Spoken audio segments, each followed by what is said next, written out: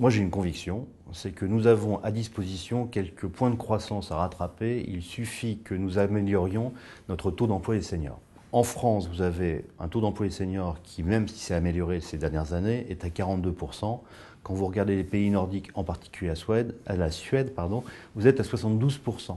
Donc vous avez là 30 points de différence et clairement, les seniors sont, contrairement aux clichés, extrêmement compétents, en bonne santé, ont envie de travailler, sont actifs, ils sont formables, ils peuvent innover, enfin ils ont toutes les qualités. En fait, il faut que nous trouvions la flexibilité. Les seniors souhaitent continuer à travailler, mais dans des conditions un peu différentes. C'est pas obligatoirement une question d'intensité, c'est éventuellement une question d'autres positionnements. Ça peut être plus sur du conseil, ça peut être effectivement du temps partiel, ça peut être, mais il y a plein d'aménagements.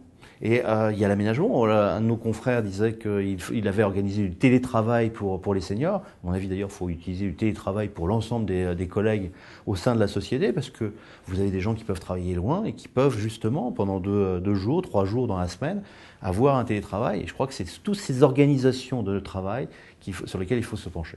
Il y a quelques années, il y a eu des plans de pré-retraite extrêmement importants et vous avez des entreprises qui se sont aperçues qu'ils avaient ressorti de leurs organisations tous les seniors et qu'il y avait une perte de connaissances. Et donc ils se sont aperçus qu'effectivement, les seniors avaient une connaissance de la société, de la structure, des techniques, des vieux logiciels, ou ce genre de choses qui pouvaient être utiles. Donc les seniors ont une utilité.